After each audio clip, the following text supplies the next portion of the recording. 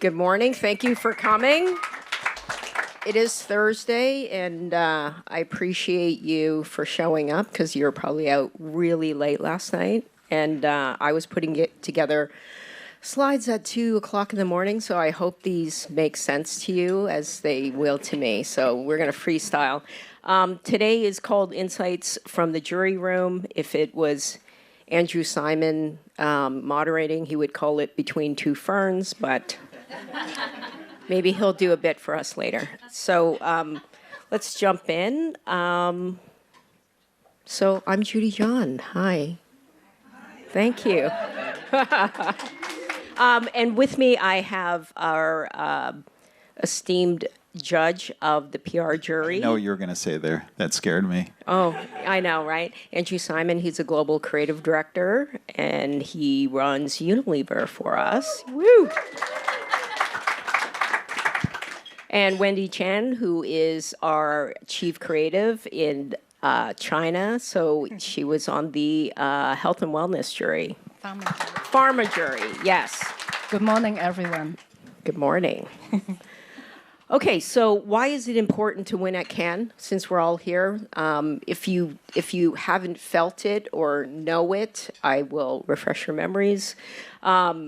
So build your reputation in the global industry, and that's important for us and for our clients and for you individually to get recognized and just start to network and create collaborations. So it's also attracting the best talent on the planet and best partners on the planet. And then, of course, attract new partnerships and collaborations. When you're winning, partners are coming up to you, clients are coming up to you, relationships will get formed because we are doing incredible work. So I wanted to do a shout out of some of the work that's winning from Edelman, just a shout out to some of the teams who are here. We've got Vaseline See My Skin, who apparently is going to pick up something. Maybe some people might be on stage tonight. I can't confirm, but yes. Yes. Congratulations to the team. Next up is Let Her Grow, which is won, I think, a bronze already, and is up for a Glass Lion. And I think that we're feeling pretty confident about this one. So hopefully we'll have some teams on stage tomorrow night as well. So congrats to the Dove Thailand team. Straight out of Thailand. And then Dove Keep the Gray picked up a silver last night. So congrats to the Canada team. Yes. Team Canada. I'm from Canada, so I have to give them a shout out. And then Hellman's Mayo Hack has picked up a silver, 2 silvers? Oh, way to spoiler alert. Yes.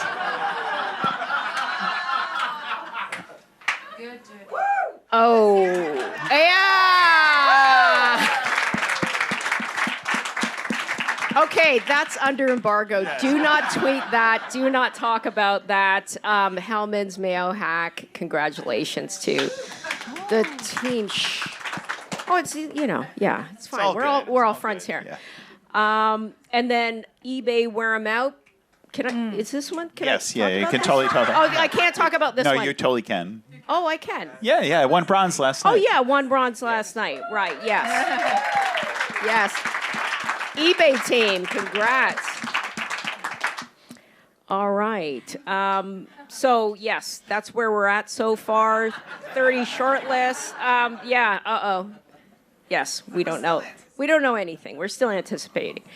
So let's talk about trends. Every year, I've judged Cannes 8 times now, and every year there are different trends that emerge from what's happening in society, what's happening in the industry. I'm going to cover some of those that tweaked me over the last week, and then we'll pass it over to the jury members. So if you haven't noticed, it's AI, everything, everywhere, all at once. Everybody is talking about AI.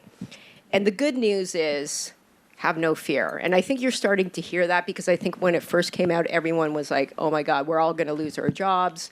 AI is going to replace everyone. And the truth is, I sat through a Google lunch and we had a really great discussion about it because AI is as good as the human working with AI. So, humans are probably the most important ingredient to how we use AI. So we need creativity for prompts. So what you input to prompt how creative you are, your experience, your references, that creates better outputs. And then, of course, we need good curators. Like AI can spit out total garbage, lies. We've heard all the stories. We need good curators to know what to move forward, where the insights are, and what to do with it. So, some jobs will be lost, some will be created, but most jobs will change. So I urge everyone here, if you're not working with AI or exploring Midjourney or ChatGPT, please try it. And for all of our creatives here, I'll be talking about this after Cannes. We will start to, can I say mandate? Yeah. Mandate might be too extreme. Strongly encourage that for every presentation, creatives have to use AI in some shape or form. For a mock-up, for research, for something, we want you to get into the platform and start to understand it. Of course, earned is the next trend. You've heard me talk about this before, but really, when you go through the work over the last 4 days, you will see why. Because culture is media, and media is culture. Everything we put out there is competing with, Brent likes to reference the Kardashians because he's really into it. Succession, TikTok, like everything that we create is competing. Every advertiser is competing. And you're watching TV, you have your computer, you have your phone, and as soon as a commercial comes up, you're scrolling. So this is really important to why earned is so important. And of course, I put up, these are Brent's stats, so I'm going to bring Brent into this conversation because he's way better at stats than I am, Brent. Well, Stats from the Couch, a new podcast that no one wants to watch or listen to. No, I think just briefly, I think this is the new reality that a lot of brands, and agencies are struggling with, is that if culture is media and media is culture, by definition, we compete with everything that exists within a platform. Right? And open APIs are only increasing the tonnage that's moving into the ecosystem because I can now become a creator. And so the reality is we're competing for share of dollars and share of attention, right, in an open system for the same amount of dollars and the same share of attention that every other brand is seeking. So your immediate competitor is not necessarily the one that's traditionally flanked you left or right. Your immediate competitor is the one in the 17 pop-ups that I'm getting sitting on my iPad. That's the competitive threat. And in particular, with a generation now that is installing ad blockers at a rate that's never been seen before in history, right? They're avoiding the ads that we're trying to serve them, which means that the ads have to compete in the same level that entertainment seeks to compete in, driving our attention and share of dollars. Wait, you have one more slide. Oh, I didn't. I was assuming everyone was reading all the stats, so I didn't want to. I didn't want to be one of those presenters that do that. And I think the reason why, I start to like to be provocative and say it is the era of earned, and I would just say in the place of earned is thinking that as being central to a communications plan versus an add-on tactic. Because in a world where you're competing for attention, paid frequency and reach is not the solution to attention. That's like screaming at a vegan, buy the Big Mac, buy the Big Mac, buy the Big Mac. That's reach and frequency. I did 3+, so you should all be going out to buy your Big Mac right now. I've established reach, but if you're a vegan, you're going to flip me the bird and say, no, I'm not going to buy the Big Mac. So the reality of this is that the whole ecosystem has shifted, but not necessarily in the way we move into market. And I do believe this is the era of earned, because that's the way human beings and the planet engage with content, create, and then consume content. I'm still on. I didn't know I was presenting this morning. Thought this about the creatives. So we like to think of earned quite simply as data and insight driven ideas that are literally designed to be inherently social. We talk about this as earned is a mindset. It's not a medium. It's not a tactic where you go, here's a big idea, I need earned or PR to plus it up.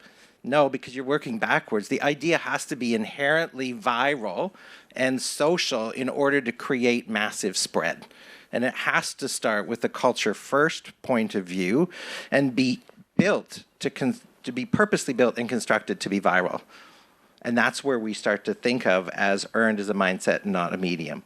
And that is, of course, when we talk about earned, is literally when someone talks about, writes about, every time you don't have to pay for that interaction is earned. And again, I say it is the way the world communicates.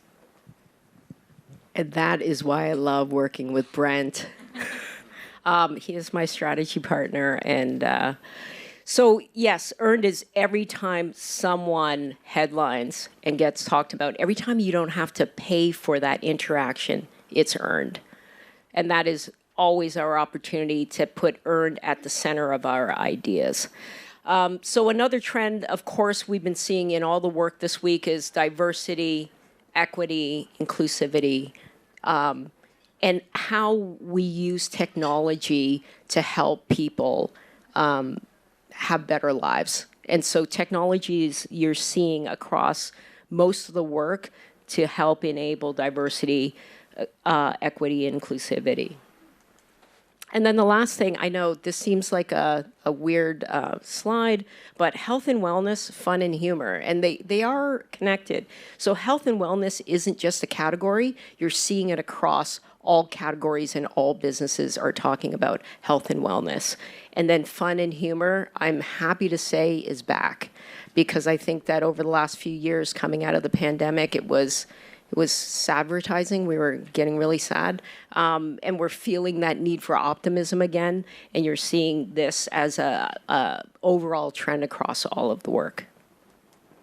So let's go inside 2 juries. Very exciting. Are you ready to go inside? Okay. What were you thinking? Okay. We're all worried. This is between 2 ferns now. Yeah. Okay. If we go to the next slide, I think it should be me. Oh, that's you. Oh, yeah. Sorry. That's how it works. So the reason this picture is here is because one thing that, and I would say, please use this opportunity to literally pick Wendy and my brain about everything, like all the dirtiness that happens inside the room, because just going to paint a picture. You think you know what it is. A jury. Ooh. You're in a room together for hours and hours and hours, sometimes in a room without a window. We got a window. There's people who are tired, they're hungover, and they are probably in their mind going, from the country I'm in, what is the work that I need to put forward so I don't get killed when I go back to my country? Those are the realities. So you have to know. So one thing, when I went into the jury room, I made a point of going, I need everyone to like me. I really do, because I want to be able to be listened to, and I also want, when I leave the room, because if it's your work, you don't get a say. So when I leave the room, I want them to be like, I'll vote for that guy. So there are, I'm going to give you another little secret. There's quotas at Cannes. So we are told how many awards we can give. So that's a surprise to a lot of people. They just think, well, if it's award worthy, et cetera. It's like, no, in our case, there were 1,600 plus entries, 163 shortlists, 52 awards, of which 26 were bronze, 17 were silver, 8 were gold, and 1 Grand Prix. That's it. So we had to keep that in mind. Sometimes they let you go plus or minus 1, but they're like, that's it. you can't push it.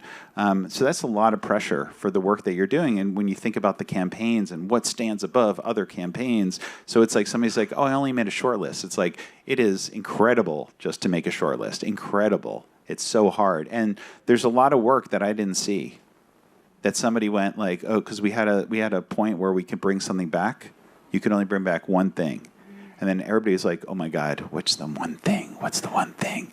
The thing that I brought back won gold. It was not on the list. That is kind of scary.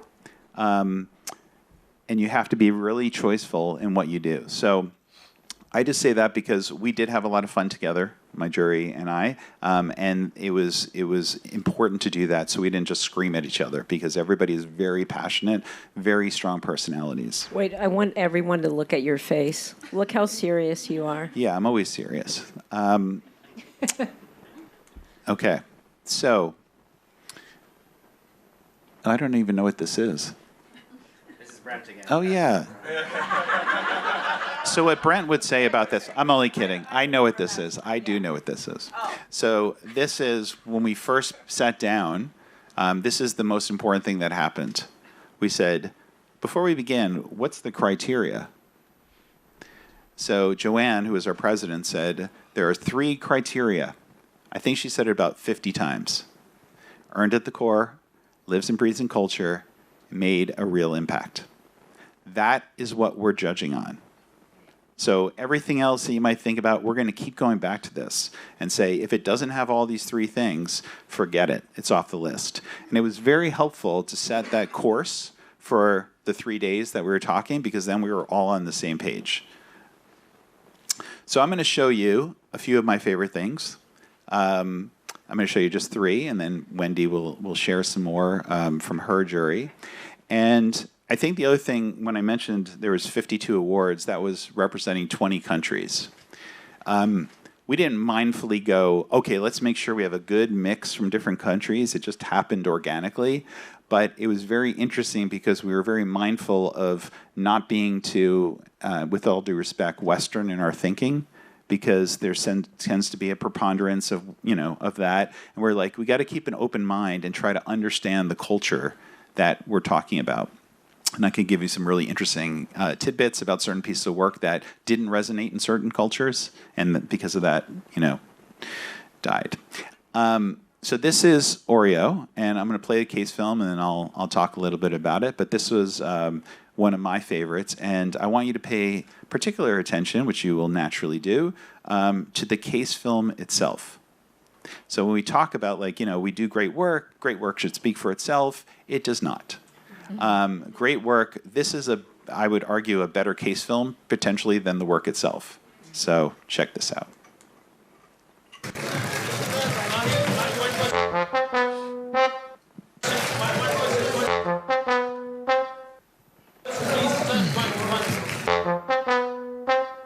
In 2011 में India won the cup. पर पहले Oreo launched in India in 2011. So India won the cup in 2011. Oreo launched in 2011. India won the cup in 2011. Oreo launched in 2011. India won the cup in 2011. Oreo launched in 2011. So Oreo launched in 2011. India won the cup in 2011. Connection समझ रहे हो ना?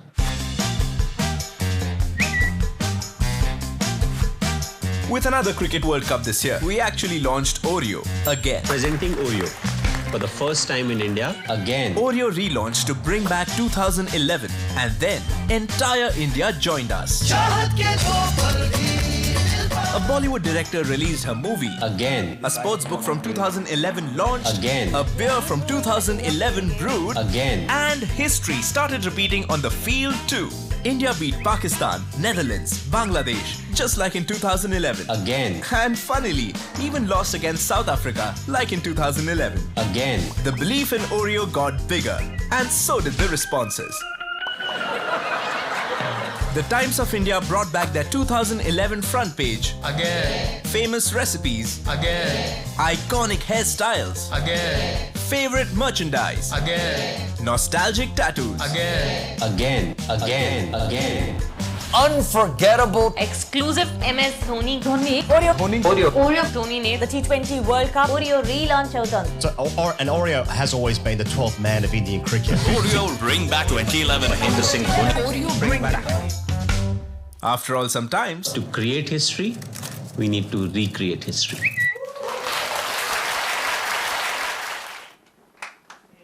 Yay. Yay. I have to say I was surprised that won because I've seen this in other juries and it did not win. And you're right, it's a great case study. Yep, it is. And he, by the way, he's for those who don't know, like famous cricketer who, like, obviously a very fabulous actor because I was like, wow, what a delivery. Yeah. Yeah, and we talked about that. It's like, this is purely an earned idea and also a very commercial idea. So one thing I'll say all PR juries probably are very sensitive to is, do we have enough commercially viable work? Because, we all get suckers for a good cause, a great purpose. And as I said very dramatically one time, purpose is not enough. And then I looked out the window. And they're like, you're right, purpose is not enough. And I said, right. It's like, it's one thing to identify, great strategy, a great tension, etc. But then you got to do more. You can't just get caught up in the issue. What did you actually do? And in this case, you could argue like, well, I don't know if I like it. And that's the great thing about work is they put down a premise that was, we always go, how do we create news? How do we create news? They created news by relaunching a product that was already launched. And a great premise off of a culturally relevant moment, with cricket, and then other things happened, beer, Bollywood movie, et cetera, et cetera. So that feels like a real movement. The next one I'm going to show is my personal favorite, and I just said purpose is not enough, but let's see. This is one where when I started judging, because you judge first at home, and I judged 381 cases. 16 million hours, I think that took, and then 250 in the second round before I even got into the jury room. This is when I saw it, I just I closed my laptop and I'm like, it's not going to get better than this. So here we go. This is Postponed Day. 30 asociaciones médicas y científicas se unieron para postergar la campaña de lucha contra el cáncer de mama. Más allá del día en particular, que es hoy, que se posterga para mañana, pero lo que no se debe postergar, como decíamos más temprano, son los controles. Siempre postergué los controles y un día me dijeron tenés cáncer de mama. This is a mammogram, and getting one every year is the most effective way to detect breast cancer early. But all statistics in Argentina show that thousands of women usually postpone their annual mammogram over and over. That's why this year, 30 of the biggest NGOs in the country united their message. And just as thousands of mammograms get postponed, they decided to postpone the International Breast Cancer Day. The same message started dropping everywhere. Postponing Breast Cancer Day again, and then again, and again. Nuevamente se posterga. Every postponed day became one more day of media conversation. El 19 de octubre se viene postergando día a día. One more day of awareness. Hoy es la 10ª postergación del... Hoy se postergó por 11ª vez. And one more day of free mammograms, thanks to private health providers donating free screenings in a massive campaign that reached historical records.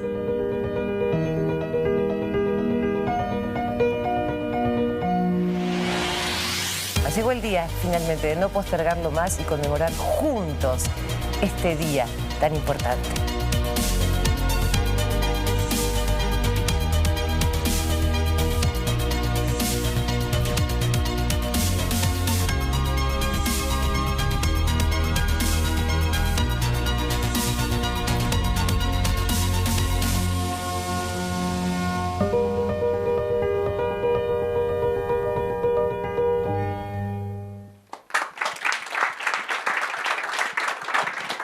So, very, very smart. And what I love, beyond the fact that they played with a convention that we all know very well, because it's like, okay, when are we going to launch? let's find International blah, blah, blah day and whatever. And they actually found a way not to push their message out, to actually have the media call them and go, is it today? Are you doing it today?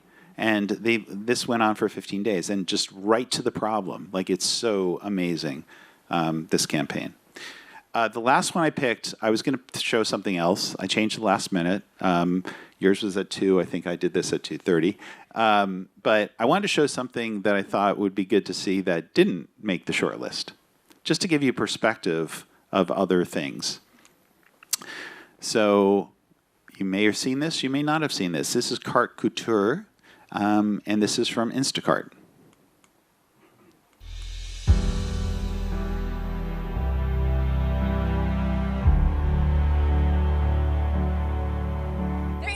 Food. I was hungry, I was starving. No, I'm sure you don't get dinner.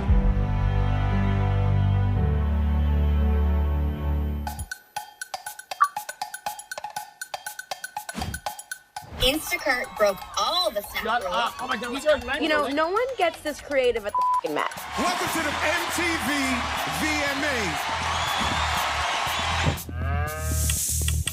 That's brilliant. Wait, is there really like a rule you can't bring snacks?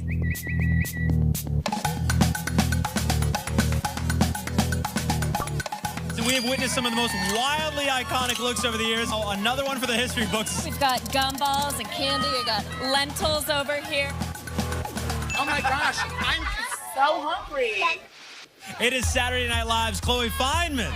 Just got to the VMAs. We're wearing #Carte Couture. Yeah, only now. Gumballs on my hooch. This is really something, Chloe. It's from House of Instacart, a really hot fashion brand. I need to sneak food into the show.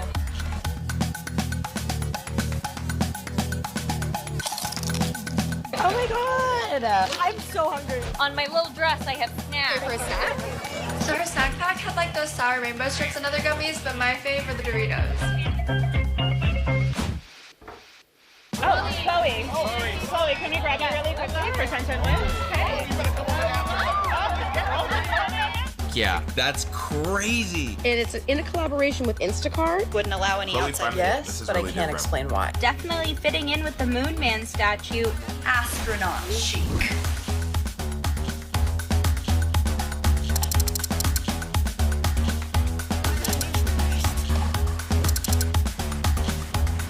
Is that a carrot dangling off of her nail? Points for creativity. So you can applaud for that one too. But really solid, right? Really smart, really funny, really interesting, very strategic, very tied to the brand. Did not make the short list. So that's not. I'm not showing it to depress everyone, but I'm just going like that. Or maybe Jeremy's depressed now. But I did it because it's important to recognize that it's like so hard to even get on the short list. And that's why we have to pour time, be smarter, put extra time into our case studies, be really diligent about results, and to say like, what's it going to take? Because it's not enough, another 5 billion impressions, nobody cares. It is all about impact. So here's my quick little takeaways. I just talked about impressions. Amazingly, nobody paid attention. My entire jury, they were just, there's nobody who was like, yeah, but look, 1.2 billion. Nobody cared. It was always about engagement. And, we talk about the new media. The new media could be social. All we're trying to do is start a conversation. So if you have social engagement up the wazoo, you are just as successful as if you hit a few broadcasts. Especially because some you could have paid for, who knows, and it wouldn't have been earned. I said the purpose is not enough. You have to go deeper, have to find the twist, have to find the interest. And then the last one, and this is for all of us, it takes a lot to stand out. And so I kind of go, and I always keep this in the back of my head, are we being bold enough? Or are we being brave enough? And are our clients being bold enough and being brave enough? And how do we help them be braver and bolder? The work that, we gave a Grand Prix to something people are going to look at and go, you guys are crazy. But we did it because it hit all our criteria. And it was done with some serious impact. Like, it wasn't just like, we're going to do this and we're going to put out, like, give flowers with a vibrator to a few people.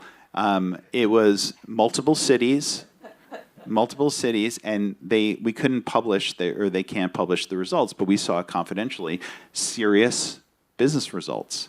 And the team afterwards came up to us and were like, oh my God, thank you so much. And like, this is amazing. And we didn't think it was going to win because, people thought it would be stupid and like whatever, but it really worked. And like, if you were in the room when we sold this to the client was like, what is wrong with you for presenting this idea? And we said, we so believe in this idea because it's tied into culture, because it's tied into your business, because it's going to have a real impact, and it paid off. Isn't that right, Wendy? Amazing. Thank you, Andrew. Over to Wendy. Good morning again. I'm so nervous now. Oh. Yes. Yeah, I'm Wendy Chan. So the first observation from this jury experience is the jury team, actually. So our jury team is a mix of creative, source, strategy, and client. So I think the message is very clear. Nowadays, it really takes everyone's effort together to make things happen and make things work. So here is me and my wonderful jury team. I really love them a lot in a sense that we all have opinion, strong opinion, but we are open-minded at the same time. It's my third time being a jury. And before, I have experienced situation like people have strong ego, so all they have agenda. It's quite clear. You can see them keep saying some work from their own network and keep pushing it. But this time it is not. It's very, very comfortable team we have. So we are decided to open our own agency ourselves. No. Okay. So, several questions. Like Andrew said, it is very difficult to get into a shortlist. So we entered the room with 51 shortlists on the table already. So we are asked to shoot down 16 or 18 of them. So we shoot down a bunch. So it is horrible, actually. It's like so we keep shooting down. And then afterwards, yes, you can bring back one for each jury can bring back one work. Then you have to really think carefully. So because we are very agile, so before we say which one we want to bring up, each say, okay, which one you want. So we say several, okay, you bring this, I bring that, and then so we kind of give the best chance for every work as most as we can do. So it takes more than 12 hours to do that. Yeah. So this is the first day. And then the second day, we enter the room with 35 shortlists. So, go back to the first day. The criteria is this cans enough? Because all work come in, we'll have some idea. We'll have something interesting about it, something special about it, but is this cans enough? It's a big question we are putting on. So the second day, is it metal enough? So it is from 35 shortlists to 6 bronze, 4 silver, 2 gold, 1 Grand Prix, which is 13 metal. Yeah. So that is a big discussion again, because this time we have more pressure. Okay, what are we going to show to the rest of the people? What is a bronze will look like, what is a silver is look like, and what is a Grand Prix is look like. So this is another 10 hours. Right. So even after the shortlist in the metal part, we will start asking questions like, who is the TA? Why is this work like this? What is the media buy look like? Then we look at the figure of the form, and then what is the consumer journey? And then how can this help, and what is the action? So as Andrew said, the impression is not matter. No one cares about impression. We just want to see how it works and how it helps. That's the same thing. Even if you enter craft, a print ad craft, we will beautiful printed graph, we will ask the same question. Where does it appear? How can it change? Blah, blah, blah, blah, blah. So it's very difficult. Okay, so the first trend I observe is, as everyone already see, is the equality. So equality also expand to the pharma world, and it is not only the health, but also the emotional part of equality. Okay, so the equality to address subconscious bias, right? Subconscious bias in patient treatment and also access of information. So this one, equality that you can't ignore, have win a gold and shortlist. Let's have a look. Being ignored is a matter of life and death, and especially Black women.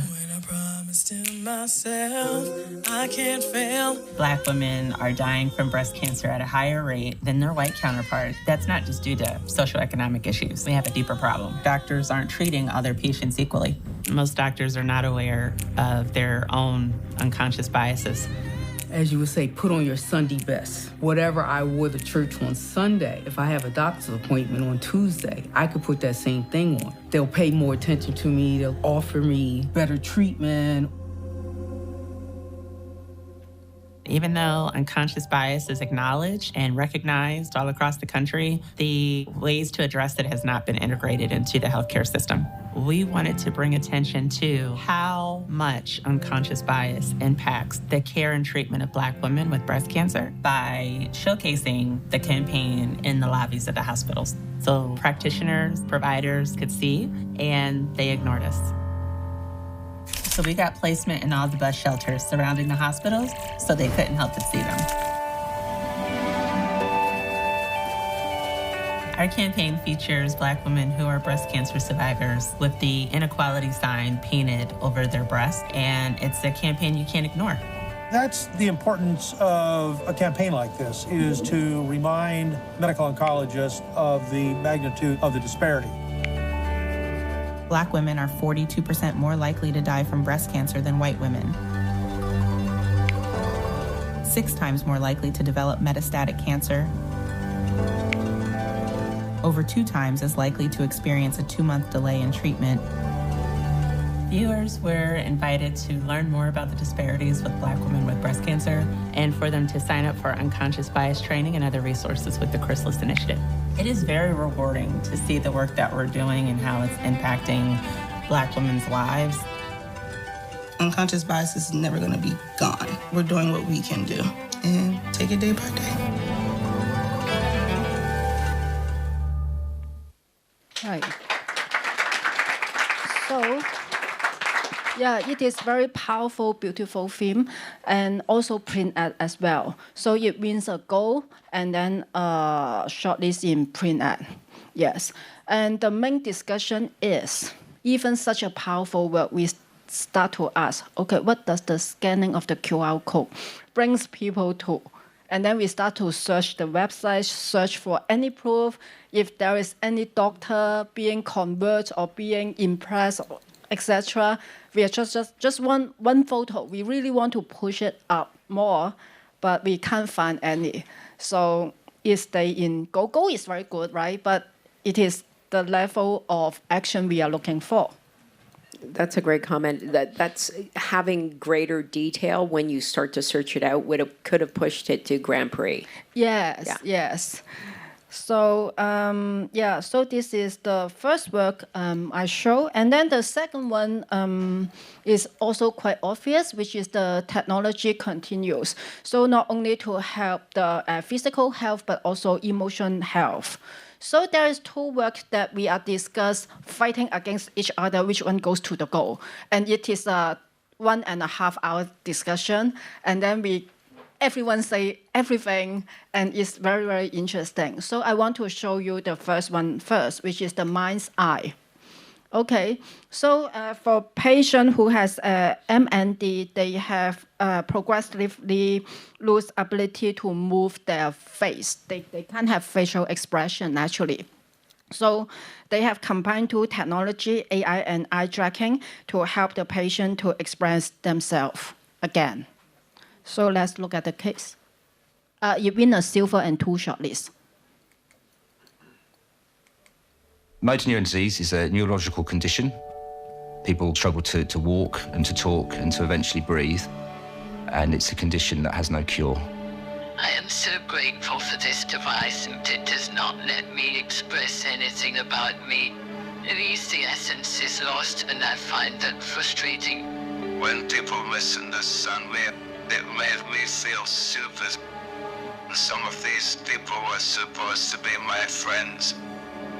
These are just regular people who have a rare disease that prevents them from communicating as themselves.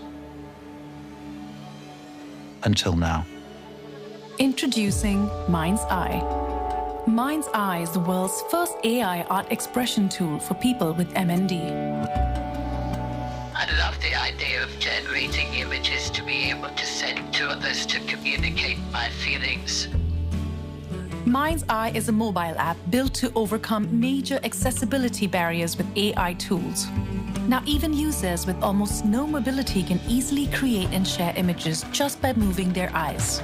The MND community are making this tool their own. Some are having more nuanced conversations whilst working through some difficult feelings.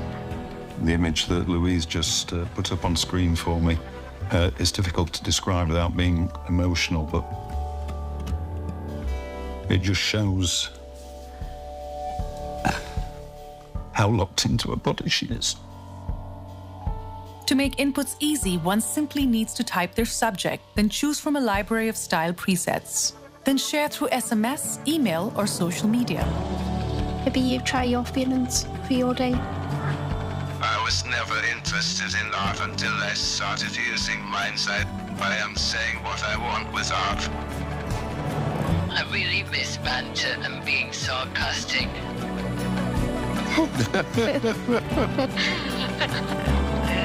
Of all the things I can make, I am most excited to make myself understood. Yeah. So, as Judy just said, we all have AI case in different category. So this is one of it, and I think it is very strong because AI is just a tool, right? And then they have combined the AI and the eye tracking to help one to express themselves. So I will come back to what is our discussion. I will show you the second case first. So the second case is about the patient who have Parkinson's disease. They need to train their face movement every day for 45 minutes, and it is so boring that they don't want to do the training. But there is a research finding out that using the mobile phone is 2.5 hours, so why not combine two things together, using the facial expression to turn the page and scroll the mobile social media. So obviously it is a ground peak already, and then it has been shortlisted. 3 anos atrás, você perceberia que eu estava sorrindo. Hoje, você não pode ver se estou feliz ou triste.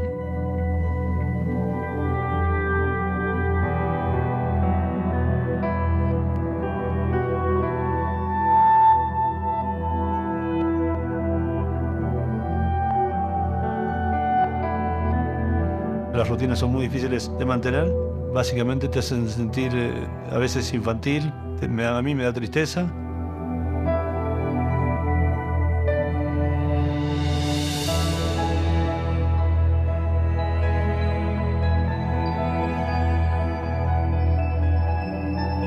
Parkinson's is a neurodegenerative disorder, so the earlier you start the exercise, the more likely you are to preserve your muscles. Using an open-source AI platform, we developed an app that leverages the built-in camera to recognize users' facial expressions and translate them into browsing actions. We applied the most important facial expression exercises into our app, turning a smile into a like, a surprise face into scrolling down, a disgust face into scrolling up, a sad face into play, and an angry face into swipe. Exercise is very important. It strengthens the muscles and also strengthens the connection between the muscles and the brain, generating biofeedback. You express an emotion, and then you feel that emotion more intensely, improving brain activity.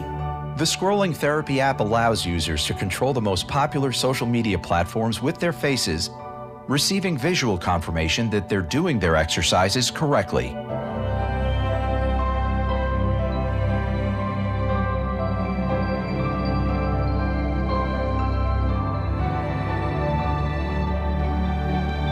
O que nos separa de outras espécies é nossa capacidade de transmitir essa emoção. É nosso bem mais prezado.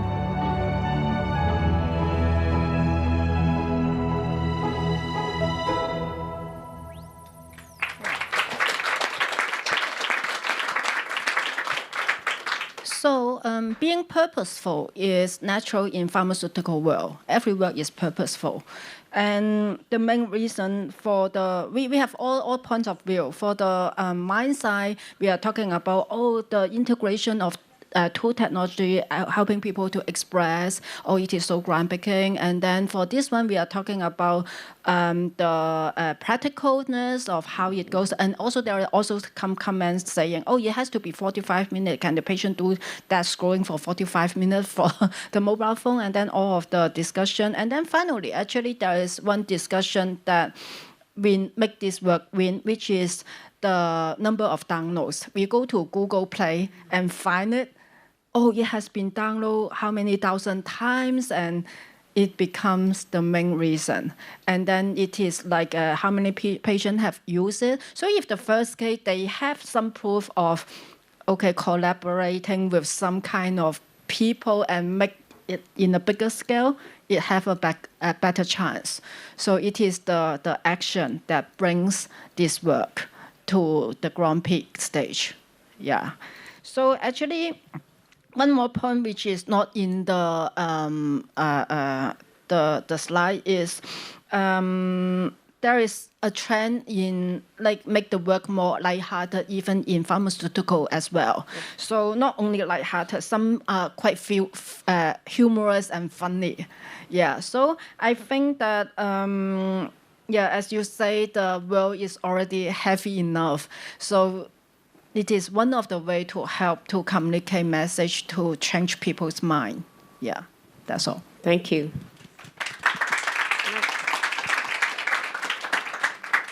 Thank you. I'm just going to wrap this up. So now you know how hard it is to win at Cannes. So if you've been shortlisted, bronze, silver, gold, congratulations, and of course Grand Prix. It's so hard. So I was going to ask, what are you going to do with all of that inspiration and bravery when you leave here? I think that how do you hold on to this feeling? How do you share it with your teams? How do you share it with your clients? How do you share it across the industry? Take it home and show it off. Exactly. We had such good meetings last year. Strategy team put together a presentation that we used again and again and again for people internally and for our clients externally, and it got everybody inspired. Yes. Thank you. And then let's go change the world. See you next year. Thank you. Oh, yeah. Are there any questions? Do we have time for questions? Okay. One on the Oreo specifically, the third piece of criteria for that for impact. Yep. Humor, of course, emotionally makes people feel. What did they do beyond that? Since we work in such a purpose place. Yeah, so it's a thing. It's like it wasn't like initially one of the ones like we got to give it to Oreo, and the more we looked at it, the more we're like, you know what? It doesn't have to be capital P purpose. It was just like a really smart idea for a big brand. The numbers, I can't remember all the exact numbers, but the numbers are tight in terms of like what it did. And there's some, and I'll call one specific case out because there was a bunch of funny ones and interesting ones. There was a tax-free bagel. And I didn't see that in my judging, but it was Philadelphia cream cheese. They found that in New York, there's actually a tax for cutting a bagel to put something on it. like an 8% tax or something insane. Oh my God, that was like I was like, stop there. But they partner with H&H Bagels, and they injected cream cheese so that people wouldn't have to cut it, so you could save the tax, etc. And there was one of the jurors from lived in New York but from Argentina, and he's like, this is it. This is gold. This is, and he kept fighting for it. And basically, it was everybody would clear out and just let he and I go at it, because I was like, no, there's no impact. I was like, this is bullshit. I was like, they did it for how long? Whatever. I said, they didn't change a law. They didn't do this. They didn't do that. And it was kind of comical, and people were like, the other jurors were laughing at us. But it was that point of like, don't bullshit a bullshitter. We're all smart enough to go, and that's what every single time we went, let's search it. Let's see if it really got what it said it did. And there were some things where like somebody's like, well, I live in the UK. I didn't see this. And that comes up, and it's like, it has to be real. You cannot put it out there. So one of our jurors was from India. She runs Weber Shandwick in India, and she was like, even though the results are, we were like, Val, what do you think of this? And she's like, it was everywhere. It was everywhere. And it was like, that was enough to kind of do the final check. Great. And I saw you, Jen. Yeah. Also a question about impact. I was curious if you saw anything around consideration, sales impact, public health impact. I think is obvious. We saw that in the health one, which sounds like it's meaningful when you see policy change. But I'm curious about sales and some of the marketing metrics. I think the impact to change behavior is the number one impact that we are looking for, not the sales. Okay. Yeah. I not to contradict my fellow juror, but I think it depends on what some were, and that's what made the Grand Prix. And we're like desperate to see, like, are there any sales results? There's confidential information, can't share it. And I was like, oh my God, like that is super impressive. So we recognize that a lot of companies cannot share it publicly. So that's probably why we don't see it as often as we see it. But we were desperately looking for it. And even Oreo's like, what do you do when you've been in a market and you have no new news, and you just keep on keeping on? It's like you actually find a way to make yourself culturally relevant, and there were sales results from that. Oh, and I think it is because of the difference of the pharmaceutical world. We cannot show any figure of the sales of a certain kind of medicine. So what we are looking for is the change of behavior or patient impact, awareness, etc. Yeah. Yeah. But please, everyone, please pay attention to this. Do not wait until you're doing a CAN case to do the KPIs. Don't pour. Yes. Do not call DXI and go, I need your help now. It's like, it's been 6 months. What are the results you're going to get for that? You have to bake it in. You have to teach clients why it's important for them, not for us, for them to pay for it, because it helps them make their business case. And then they can sell in better work. So that to me is like actually one of the biggest takeaways. I'm like, I'm going to be totally diligent about that. Thank you. Quick one. Yes. I think you showed already that great work cannot win and should win. Yeah. And the strategy of winning, I think, is an interesting one. Like, do you find that the more shortlists, the more categories that you enter that award in, it just pops up over and over again in the jury room, and then you go, "That's going to have something." It's everywhere. Yeah, so there's two schools of thought on this, and you can debate which one is more true. Some people say like, no, jurors will get sick of it. They'll just be sick of it, be like, here it is again, and whatever. There's another school of thought that's like, which is my school of thought, and I think it's Nikki's school of thought, which is, unfortunately, especially in a category like PR, there's so many entries, you can't see them all. So you're improving your odds of somebody seeing it. And there are different juries for different, pieces of it. So just like the same thing of like, there's some things that somebody's like, I'd like to bring forward this because it didn't make the short list. And I'm like, what is that? And that's horrible. Like, it's kind of, it's not embarrassing because I was like, I don't have a choice, but I'm like, that is really bad, because if I had seen that, I was like, of course I would have given that. So it is partly an odds game where you have to, I would always say, like, put it in as much as possible. And if it's really good, nobody's going to get sick of it. Yeah, for in our team, there is also a work that has entered so many times, and then we say, oh, it is just clever media buy. Yeah. Although I did say, like, there was one thing, and I was like, they're like, oh, did you see? I go, yeah, I hated it the first time. I hated it the second time. I still hate it. Yeah. Nikki. If I can just be bold enough to add something, one of the things that keeps me up at night is you can't ever change, you can't move a piece of work between subcategories, right? So the thought that if that was the perfect subcategory for it and it wasn't in there, that people have loved it somewhere else, and someone in the jury says, oh, if only it was on real-time response.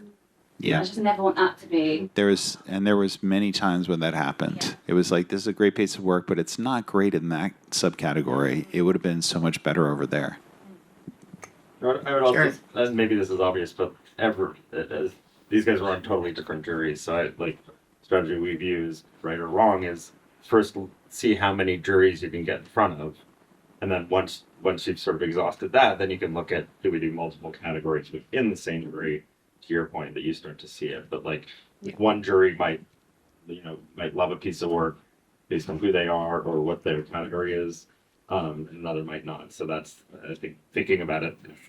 Yeah, categories are very important, and getting it in the right categories where it has the best chance to win. Yes. We have a work that we like, but they are in the wrong group, and then we try to, can we move? No. Yeah. Did anybody see the mammoth meatball? Yeah. Yeah. So what do you think of that? It was everywhere.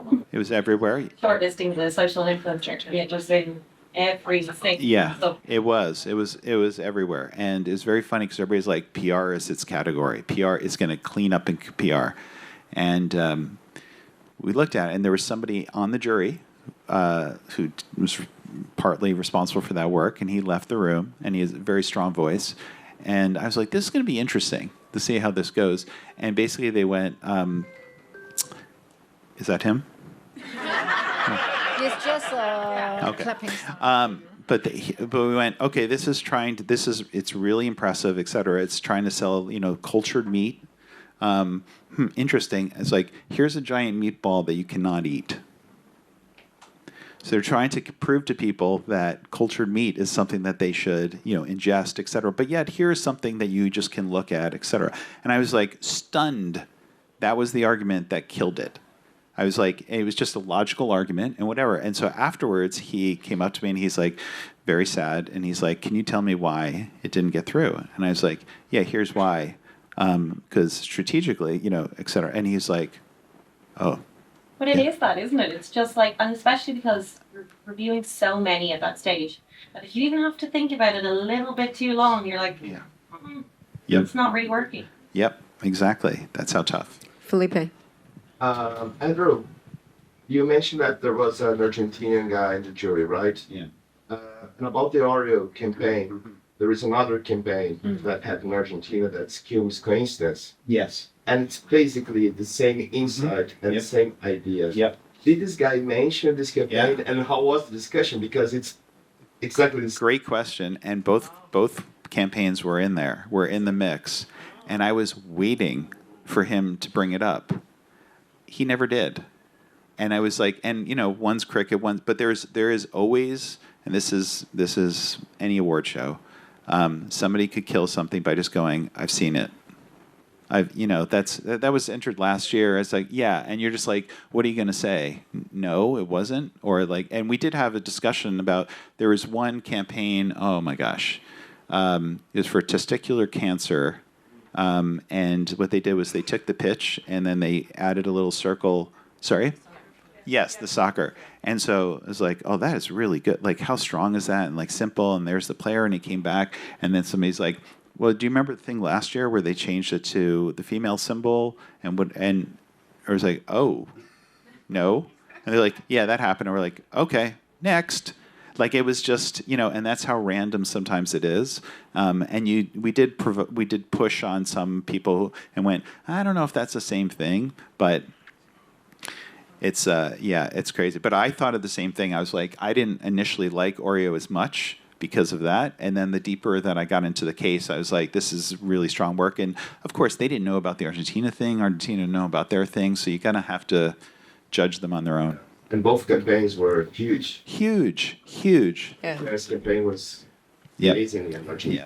That's a great point because, I think that we are solving similar problems across the world. So if you have an amazing idea, you have to make it right away.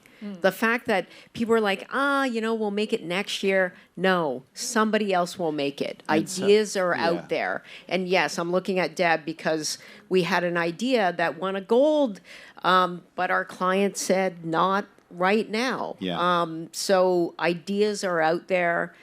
If they're brilliant, Yes. we need to make them. So as Jamie will tell you, so Mayo McCack, the client said, we cannot do it now. Absolutely cannot do it now. We're done. UK, like we have no capacity to work on this. And we were annoying, super, super annoying. Very annoying. Yes. Yes, exactly. Yeah, even more so than Jamie usually is. Like, it was another level. So, no, but it was like we literally said, the client said, we'll do it in August. And we said, no, you need to do it now. This is your opportunity. And I even threw in the fact, I had to be judging this year. I'm not going to probably be judging next year. This might be a better chance for us to do it than the next year. And luckily for us, we convinced the client and they did it. And now they've won 2 silvers. Thanks, Judy.